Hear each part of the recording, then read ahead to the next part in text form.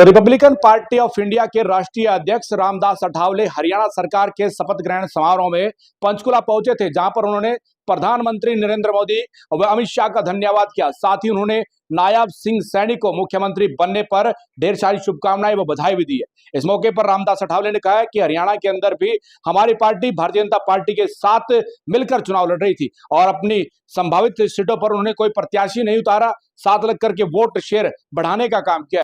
रामदास अठावले ने कहा कि कार्यकारिणी के सदस्यों को चेयरमैन दिलवाने का प्रयास करेंगे और सरकार से मांग करेंगे कि हरियाणा के अंदर उनकी पार्टी की भी भागीदारी हो। बता दें आपको, इस मौके पर अमित बजाज जो कि व्यापार सेल के अध्यक्ष हैं, वो इस मौके पर मौजूद रहे और रामदास अठावले ने अमित बजाज को लेकर काफी बातें कही है। आइए सुनिए क्या कुछ कह रहे हैं रामदास अठावले। मतलब आज श्री नायब सिंह सैनी जी जो 6 महीना तक यहाँ के मुख्यमंत्री रहे हैं और पूरे देश भर में ये चर्चा थी कि भाई यहाँ बीजेपी की सरकार नहीं आएगी, यहाँ कांग्रेस की सरकार आएगी, लेकिन उसके बावजूद भी हरियाणा की जनता ने नरेंद्र मोदी जी के नेतृत्व में जो 10 सालों में मतलब यहाँ बहुत अच्छा काम हुआ है। मनोहर लाल खट्टर जी के कार्यकाल में वो कम से कम 9.5 साल तक यहाँ के मुख्यमंत्री रहे और मनोहर लाल खट्टर जी को माननीय नरेंद्र मोदी जी सरकार ने बहुत बड़ा सपोर्ट भी किया था। और दूसरा एक महत्वपूर्ण निर्णय सरकार ने लिया था कि जो किसानों के लिए जो कानून बनाया था, सरकार की भूमिका ये थी कि भाई कानून तो हमने किसानों के फायदे के लिए बनाया है, उनके विरोध में नहीं बनाया है। लेकिन किसान चाहते थे कि भाई नहीं, हमको ये कानून आना ही चाहिए। नरेंद्र सिंह तोमर जी जो एग्रीकल्चर मिनिस्टर थे, उनके साथ 12 से 13 बार मीटिंग हुई और उसमें सरकार का कहना ये था कि उसमें क्या बदल करना है बताइए, यहाँ क्या अमेंडमेंट करनी है बताइए, हम उसमें सुधार करेंगे। लेकिन किसान नेताओं का यही कहना था कि नहीं, हमको एक कानून आना ही चाहिए। तो माननीय नरेंद्र मोदी जी ने कानून पीछे लेने का निर्णय भी ले लिया था। तो हमारी सरकार जो है किसान है, युवा है, महिला है, गरीब है, ऐसे सब लोगों के लिए काम करती है। और भारतीय जनता पार्टी ने एक ओबीसी कम्युनिटी का एक नेता जो नायब सिंह सैनी जी हमारे साथ मेंबर ऑफ पार्लियामेंट थे कुरुक्षेत्र से, और उनको मतलब आखिर में मुख्यमंत्री बनाने का निर्णय ले लिया था। तो उसका भी एक अच्छा परिणाम हुआ कि यहाँ ओबीसी कम्युनिटी बड़ी संख्या में अपने साथ आया। दूसरा एक था कि भाई डेवलपमेंट का प्रोग्राम बहुत अच्छा हुआ था। तीसरा ये था कि यहाँ के दलित जो है, दलित की संख्या बहुत अच्छी यहाँ है, तो दलितों को गुमराह करने का काम तो लोकसभा में हुआ था। और ये संविधान बदले गए, बाबा साहब ने दिया हुआ संविधान बदले गई, ये दलितों का, आदिवासियों का आरक्षण निकाल दी गई, ओबीसी का आरक्षण निकाल दी गई। इसी तरह की अफवाहें फैला कर राहुल गांधी, कांग्रेस और सभी अपोजिशन ने बहुत ऐसा वातावरण तैयार किया कि ये 400 पार सीटें करेगी, ये बीजेपी सत्ता में आ जाएगी, तो नरेंद्र मोदी जी और ये सरकार संविधान बदलेगी। इसी तरह की बहुत ही बड़ी चर्चा पूरे देश भर में दिखी और उसका भारी नुकसान हमको हुआ।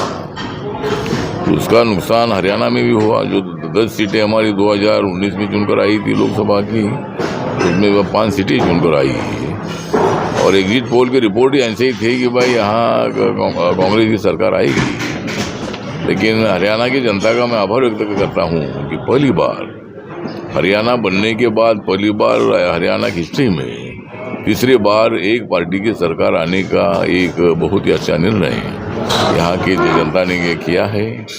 जनता पर हमारा पूरा विश्वास है। जनता जो चाहती है वही लोग सत्ता पर आते हैं और नरेंद्र मोदी जी को हराने के लिए भी भारी कोशिश हुई। नरेंद्र मोदी जी को सत्ता के बाहर करने के लिए सभी पार्टी एक साथ आ गई और उन्होंने एक पूरा ऐलान किया था कि हम नरेंद्र मोदी जी को बदलेंगे।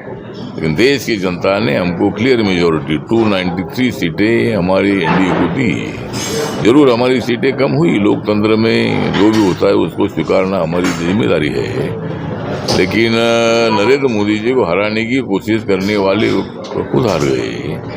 कांग्रेस पार्टी की सीटें बढ़ गई, ठीक बात है, लोकतंत्र में अपोजिशन भी होना ही चाहिए। और इसके पहले आप लोग जानते हैं कि मनमोहन सिंह जी की सरकार भी मतलब कांग्रेस की इतनी सीटें नहीं थी, वो यूपीए की जो सरकार थी वो भी 10 साल चली थी, लेकिन 15 साल तक वो नहीं चली थी। लेकिन नरेंद्र मोदी जी ने एक इतिहास रचा दिया है कि पंडित जवाहरलाल नेहरू जी के बाद तीसरी बार प्रधानमंत्री बनने का मौका नरेंद्र मोदी जी को मिला है। जरूर सीटें कम हुई है लेकिन हम जिस तरह यहाँ के रोड डेवलपमेंट है, रेल का डेवलपमेंट है, एयरपोर्ट का डेवलपमेंट है, कनेक्टिविटी है, किसान है, गरीबों को न्याय देने का काम भी हमारी सरकार करती रहेगी। इसीलिए आज मुझे बहुत बड़ा आनंद है, खुशी है कि मैं मुंबई से दिल्ली से मैं अभी यहाँ चंडीगढ़ आया हूँ और नायब सिंह सैनी जी के शपथ विधि में आदरणीय नरेंद्र मोदी जी की उपस्थिति में होने वाले प्रोग्राम में मैं भी रिपब्लिकन पार्टी ऑफ इंडिया के अध्यक्ष के नाते मैं भी इधर आया हूँ। मैं सामाजिक न्याय अधिकारिता मंत्रालय का राज्य मंत्री भी हूँ। मैं लगातार 10 साल से नेशनल डेमोक्रेटिक अलायंस में मेरी पार्टी है। मेरी पार्टी छोटी पार्टी है लेकिन हर राज्य में मेरी पार्टी काम करती है। या हमारे एडवोकेट रवि कुंडली जी मेरे पार्टी के अध्यक्ष है और कई जिलों में मेरे पार्टी का यूनिट है।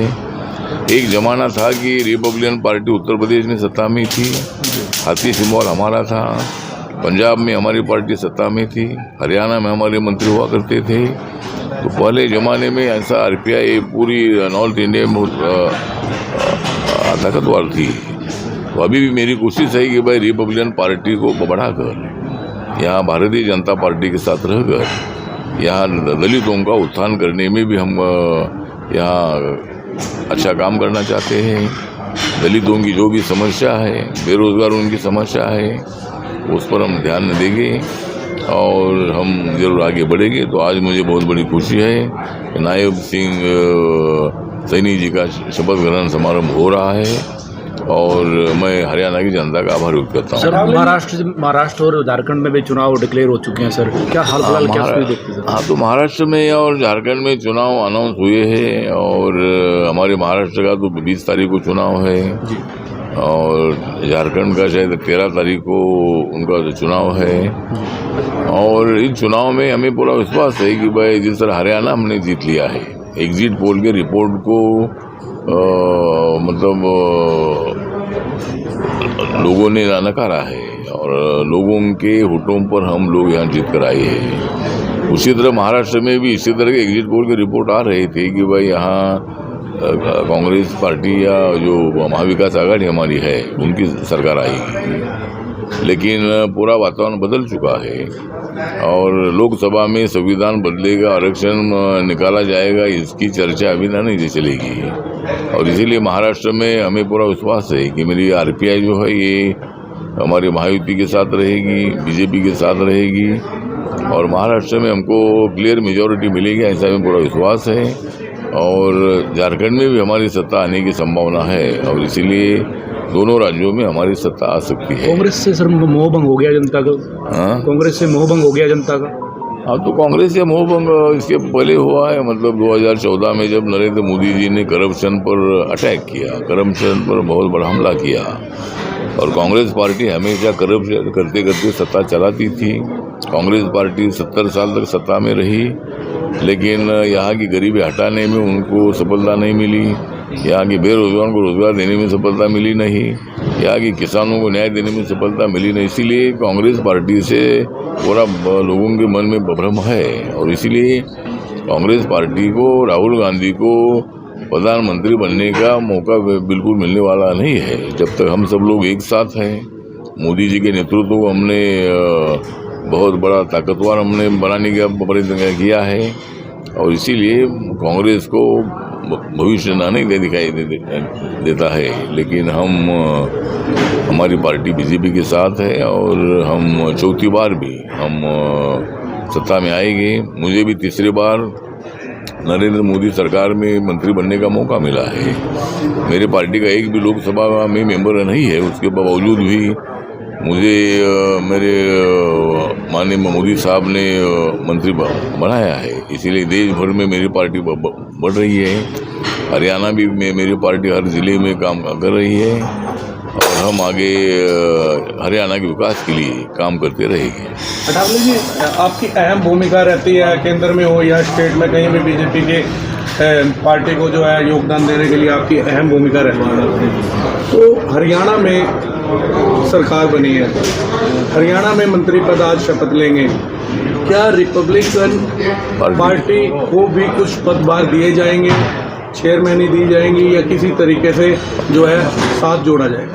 अब तो मुझे लगता है कि चुनाव के पहले हमने तय किया था कि 10-12 सीटें लड़ने का हमारा प्रयत्न था, लेकिन यहाँ जो हमारे बड़ोली जी, जो यहाँ के राजकुमार बड़ोली जी, मोहनलाल बड़ोली जी जो यहाँ के प्रदेश अध्यक्ष है, तो उनकी और हमारे रवि कुंडली जी प्रदेश अध्यक्ष की बात हुई और उन्होंने हमको ये रिक्वेस्ट किया कि भाई आरपीआई कोई सीट ना खड़ी करें, सभी सीटों पर आप हमका सपोर्ट करो।